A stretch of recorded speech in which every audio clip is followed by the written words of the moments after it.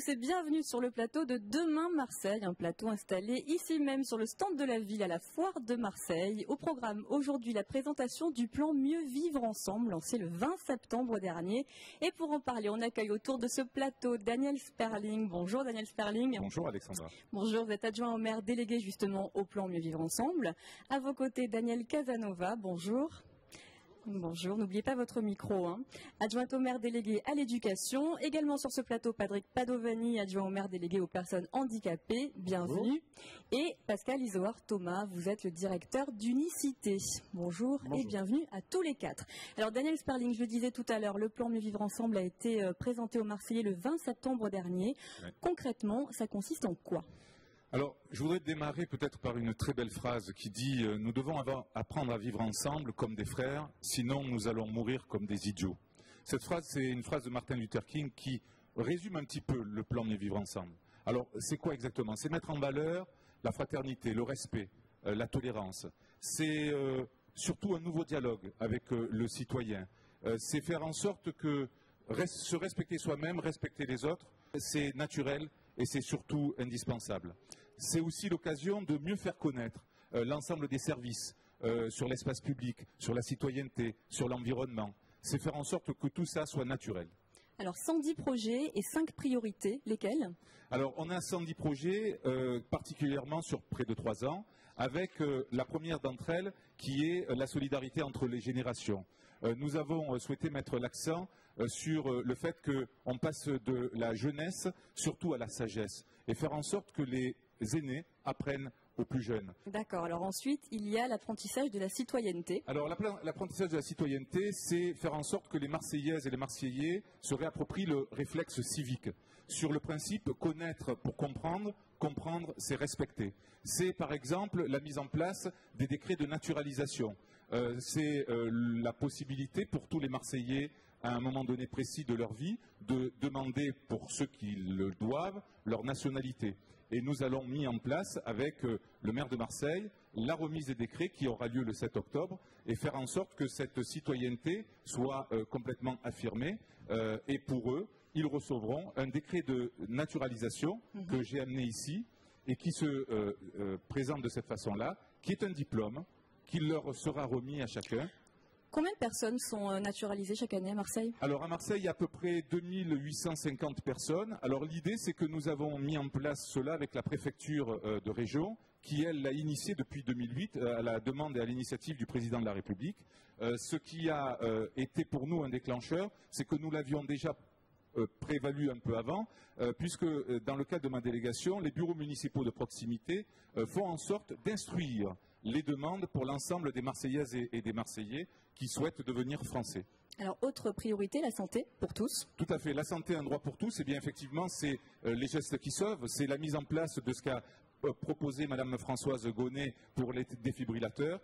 C'est une bande dessinée pour l'ensemble des écoles. Un petit peu partout dans Marseille, c'est ça, les défibrillateurs. Et c'est quelque chose qui fonctionne très très bien aujourd'hui. D'accord. Alors ensuite, on a également Marseille Ville d'accueil, puisqu'il y a beaucoup de personnes qui viennent s'installer à Marseille de plus en plus. Là, c'est un des exemples particuliers, puisque nous souhaitons mettre en place une charte d'accueil sur trois grands principes. Vous avez le 2012 qui est le Forum mondial de l'eau, vous avez 2013 capitale européenne de la culture, et vous avez aussi l'euro en 2016. Donc l'idée, c'est de faire en sorte que les Marseillaises et les Marseillais s'approprient cette charte d'accueil que nous allons mettre en place à la fois pour eux, mais aussi en interne au niveau de la ville de Marseille. De quelle manière vous les aidez justement, ces nouveaux arrivants, à s'approprier la ville? Eh bien écoutez, justement, nous avons mis en place un kit pour eux.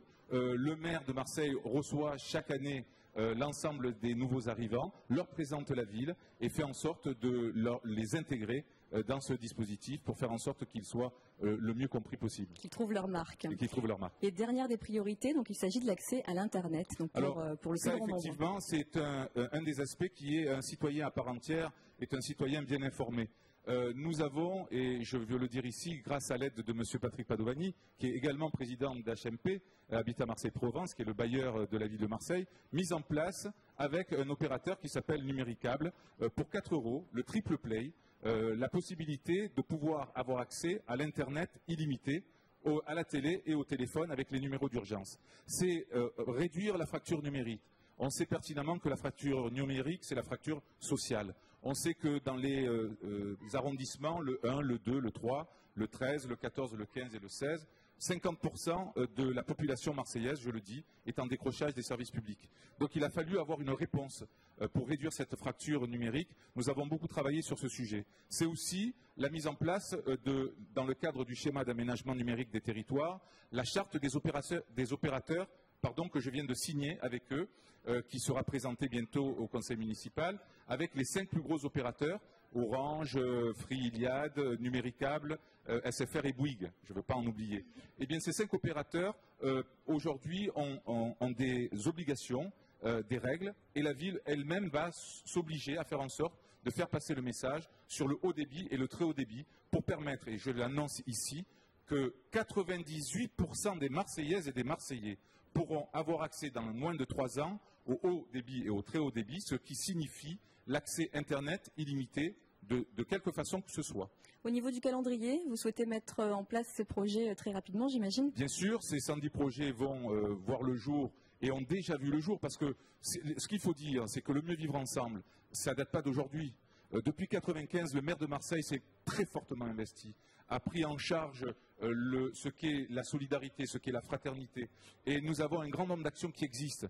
La fonction du mieux vivre ensemble, c'est le label. C'est labelliser les actions qui existent déjà sur un certain nombre d'actions solidaires. Et bien entendu, nous en déclenchons d'autres qui permettent aujourd'hui de faire en sorte que la fraternité ne soit pas un vain mot. Très bien. Alors, dans le cadre du plan Mieux Vivre Ensemble, justement, a été créée la structure Enjeu. Elle permet aux enfants d'être sensibilisés à l'environnement. Je vous propose de la découvrir par le biais d'un reportage signé Stéphanie Lièvre.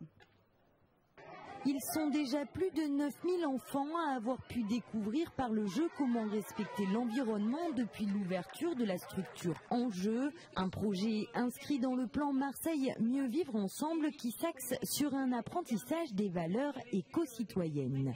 Nous proposons des activités sur la nature, sur les insectes, les énergies, le respect du massif des Calanques.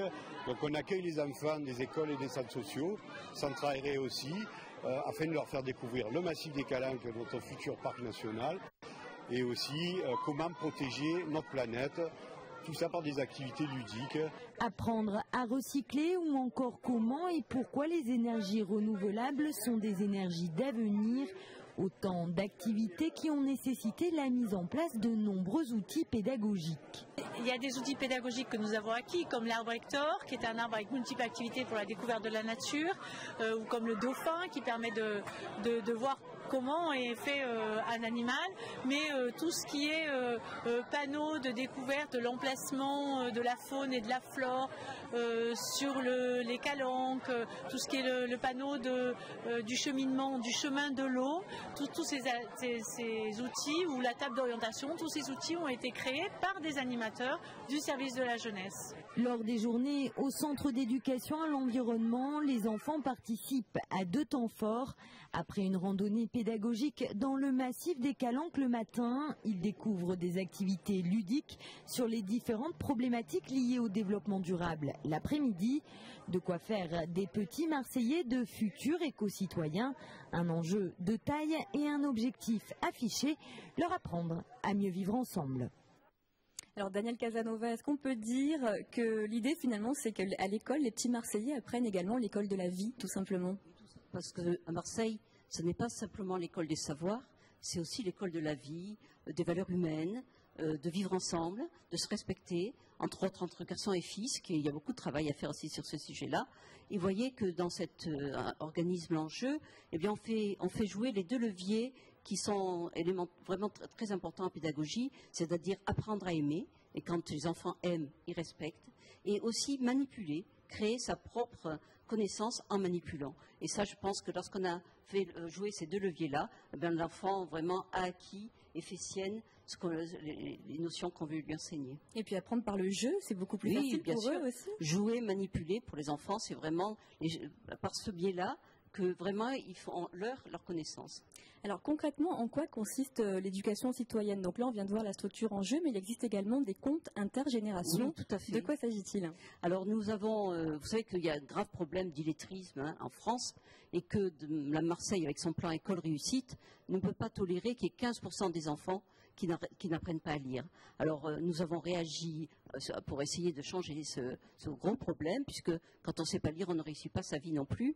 Et nous avons demandé aux personnes du 3e âge de venir lire des contes dès les crèches, pour que, sur les familles dans lesquelles il n'y a pas de livres, on sait très bien que les familles dans lesquelles il n'y a pas de livres, les enfants n'ont pas envie ensuite d'apprendre à lire, puisqu'ils ne savent pas toutes les merveilles que renferment les livres. Ça concerne uniquement les crèches ou les écoles primaires aussi? Les écoles aussi, les écoles maternelles, juste avant qu'arrive le cours préparatoire, où vraiment on met en œuvre l'apprentissage de la lecture. Il faut d'abord leur donner envie, parce que quand on n'a jamais vu ses parents lire, eh bien on ne comprend pas qu'il peut y avoir des merveilles dans le livre, et que savoir lire, c'est une véritable baguette magique pour être un jour chevalier, l'autre jour martien, ou être au Moyen-Âge dans un livre, et puis au 21e ou 23e siècle dans un autre livre. Donc du coup, ces personnes viennent dans les écoles, voilà, viennent dans les écoles, et avec le mieux vivre ensemble, c'est justement les seniors qui se rapprochent des tout petits. Quels sont les retours justement que vous avez eus justement au niveau des seniors et puis des enfants? C'est une transmission avant tout? Pour certains enfants qui n'avaient jamais vu de livre dans leur famille,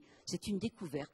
Ils ont des yeux émerveillés quand ils voient qu'on peut leur raconter des choses extraordinaires qui les changent complètement de leur environnement quotidien, qu'on leur raconte des histoires de princesses ou d'animaux. Vous savez que les enfants sont très sensibles à ce genre de choses. C'est un beau passage de relais en tout cas. Tout à fait. Et autre moyen de les sensibiliser, il y a également la charte de l'eau. Alors expliquez-nous. Alors si vous voulez, nous savons que Marseille a le forum de l'eau mondial de l'eau en 2012, et nous voulons associer les enfants marseillais à leur cité, à la vie de leur ville. Donc avec la Société des eaux de Marseille, qui sert d'animateur dans les écoles, eh bien on explique aux enfants que l'eau n'est pas répartie également dans le monde, que toutes les 17 secondes, il y a un enfant qui meurt parce qu'il n'a pas accès à l'eau potable. Et je crois que ça, déjà, les enfants voient bien. C'est énorme comme chiffre. C'est énorme comme chiffre, et c'est pourtant bien vrai. Et on apprend donc aux enfants que l'eau est précieuse, et qu'il faut la protéger. Alors ils établissent une charte de l'eau où ils disent, par exemple, désormais je prends plutôt des douches que des bains. Quand je bois dans la cour, je pense à fermer le robinet et pas le laisser couler pendant des heures. Et ensuite, si vous voulez, pour concrétiser cet engagement qu'ils ont pris, eh bien, ils créent une fontaine. Vous savez que depuis quelques années, les enfants ont créé leur self. Ils sont acteurs de leur ville, acteurs de leur destin. Et maintenant, puisque notre politique des selfs est terminée et qu'on trouve que ça a vraiment été une excellente chose, nous faisons maintenant des fontaines que les enfants créent et qu'ils installent au milieu de leur cours. On peut dire qu'ils rééduquent un petit peu leurs parents, les enfants? Oui, tout à fait. Et on m'a dit que maintenant, à la maison, eh bien, ils font la guerre à papa et maman en disant il faut fermer le robinet, attention. Quand on se brosse les dents, par exemple. Voilà, quand on se brosse les dents, il ne faut pas laisser le robinet couler pendant les 5 minutes pendant lesquelles on se brosse les dents. Et là, je pense que vraiment, c'est important qu'à l'intérieur des familles, ça soit la famille entière qui deviennent éco-citoyennes. Daniel Sperling, c'est un bel exemple du mieux vivre ensemble, ça. C'est exactement la dimension dans laquelle on se trouve aujourd'hui, et c'est un exemple concret. Alors, on l'a dit, l'école, donc c'est avant tout l'école de la vie, le respect des différences. Alors, dans cet objectif, Patrick Padovani, que le service civique a été mis en place. Comment ça fonctionne? D'abord, un petit rappel pour pourquoi ça fonctionne.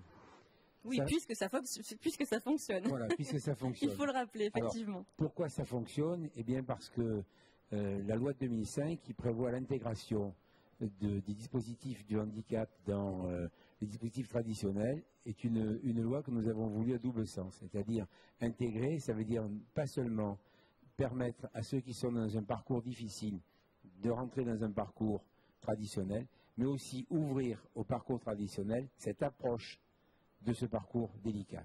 Alors concrètement, expliquez-nous ce que c'est.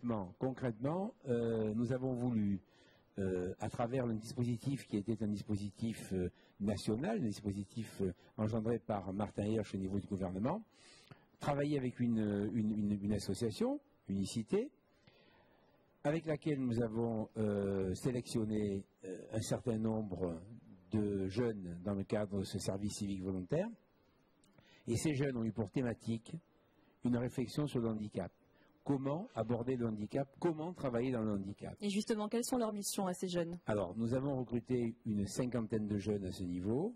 Et leur mission, elle est au départ définie sur, là aussi, 4 bases qui sont modulables et qui seront réactualisées en fonction de l'année qui s'écoule. Donc, la première des missions, c'est celle d'accompagner les handicapés dans 4 orientations particulières. La première, elle est administrative. Les personnes en situation de handicap ont souvent difficulté pour se rendre sur un lieu où elles vont gérer leurs actes administratifs. Donc là, il y aura un accompagnement qui va pouvoir se faire à travers ces jeunes qui vont accompagner ces gens sur ce dispositif-là. Pouvez-nous commenter les images justement qu'on voit à l'écran en ce moment? Alors ça, c'est la partie tourisme, c'est-à-dire que le deuxième axe, c'est effectivement mise à disposition de l'Office du tourisme d'un certain nombre de ces jeunes qui accompagnent dans les visites traditionnelles que fait l'Office du tourisme à Marseille des personnes en situation de handicap sur les différents édifices. Et là, vous voyez qu'un des 3 édifices emblématiques les plus visités dans Marseille, avec notamment la gare d'El Pas et Longchamp, c'est le stade Vélodrome. Et donc, sur le stade Vélodrome, aujourd'hui, eh bien, nous avons, et vous le voyez ici, des jeunes d'unicité qui accompagnent des personnes qui sont venues visiter le stade. Et là, donc, c'est une personne malvoyante qui est accompagnée à travers les différents étages du stade. Donc ça, c'est le volet culture. Ce volet culture, donc c'est le deuxième. Le troisième volet d'accompagnement, ça c'est le volet tourisme. Le troisième volet, c'est le volet culture. Et au niveau de la culture aussi, dans tout un tas de sites sur lesquels la ville organise des manifestations culturelles, il y a là aussi ce dispositif permettra d'accompagner les personnes en situation de handicap sur les différentes expositions qui vont avoir lieu. C'est un double but. Le premier, c'est qu'il y a un accompagnement humain. Le deuxième, c'est qu'effectivement, par rapport à la loi d'accessibilité, il y a certains bâtiments qui ne pourront guère rentrer dans cette loi parce que ce sont des bâtiments qui sont classés monuments historiques. Et donc, les travaux engagés sur ces bâtiments sont quelquefois difficiles et compliqués. Donc ça, c'est le troisième volet. Le quatrième volet, et il a pris naissance cet été, c'est l'accompagnement des personnes en situation de handicap au niveau de l'accessibilité à l'eau. Nous avons à Marseille une opération qui date de 3-4 ans et qui nous donne le label tourisme et handicap. Et c'est l'opération que nous appelons d'un terme un peu général, tir à l'eau. Cette opération, donc, qui, à partir de fauteuils en plastique qui sont adaptés pour flotter dans l'eau, donc font un transfert d'un fauteuil là-dedans. Et en général, donc, on accompagne ces personnes qui, pour certains, n'ont jamais eu accès à l'eau. On les accompagne pour une baignade. Et là, donc, le dispositif a été repris et amélioré grâce au service civique volontaire. Et on peut annoncer que cette année, nous avons eu 12% de fréquentation supplémentaire par rapport aux années précédentes grâce à ce dispositif-là. Qu'est-ce qui les motive, ces jeunes? C'est la dimension humaine vraiment de ces opérations? Je crois que ce qui les motive, c'est effectivement ce qu'on a dit, c'est l'échange. C'est l'échange. Et dans cet échange, eh bien, il y a quoi? Il y a une espèce de, on peut dire, une deuxième chance d'école de la vie. Parce que beaucoup sont dans des situations et des parcours difficiles aussi. Et ils s'aperçoivent que d'autres ont des parcours encore plus difficiles que les leurs. Et donc, ça rentre complètement dans cette mixité du mieux vivre ensemble, puisque chacun aujourd'hui voit les différences de l'autre et dépasse ces différences pour s'enrichir sur les différences des autres. Tout à fait. Et ça, ce sont des parcours extraordinaires, à la fois pour les gens qui ont une approche un peu délicate aussi, cette jeunesse qui quelquefois donne une image que l'on voit souvent à la télévision ou ailleurs qui est quelquefois négative. Et bien là, ils s'aperçoivent qu'au niveau de ces jeunes-là, quand ils sont dans un dispositif où on les accompagne, où on les entoure et où on leur donne un sens, eh bien, leur vie prenne du sens et leur accompagnement prenne du sens. Alors justement, ces jeunes, c'est vous qui êtes chargé de les recruter, Pascal Isoard-Thomas, puisque vous représentez Unicité, qui est la structure qui recrute ces jeunes. Alors j'imagine qu'il y a des critères de sélection au départ.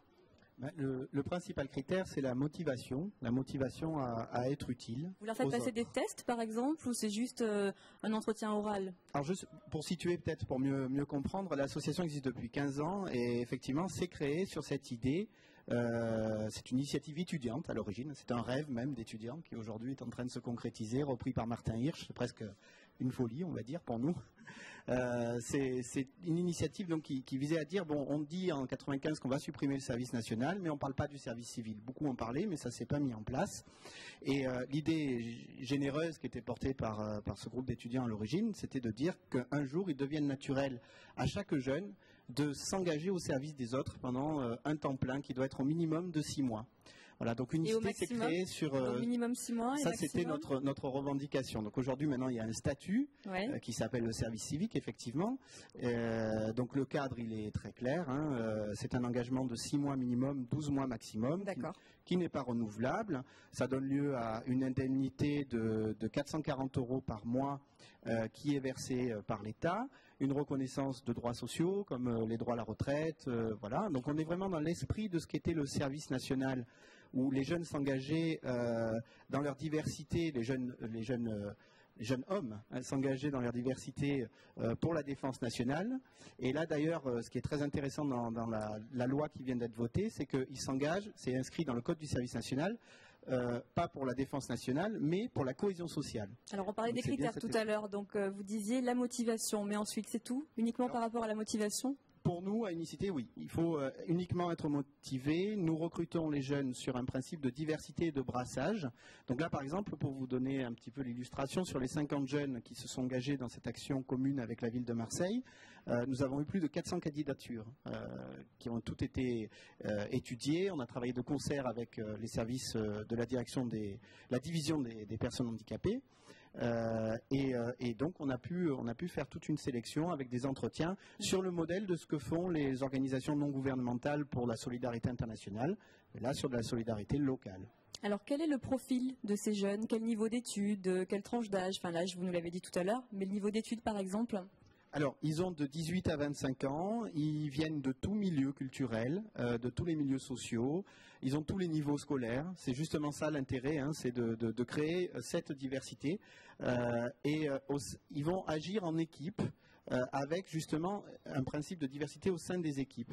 Et là, le mieux vivre ensemble, on est dans un laboratoire du mieux vivre ensemble, parce que c'est des jeunes qui ont tous la motivation à être utiles, mais qui viennent de milieux très différents et qui vont apprendre à dépasser les préjugés qu'ils ont les uns sur les autres pour que de cette diversité, de cette différence, naisse une richesse au service de l'intérêt collectif qu'ils veulent servir, en l'occurrence là, l'accompagnement des personnes handicapées. Est-ce qu'ils se destinent par exemple à des carrières médicales ou dans le milieu de l'association par exemple?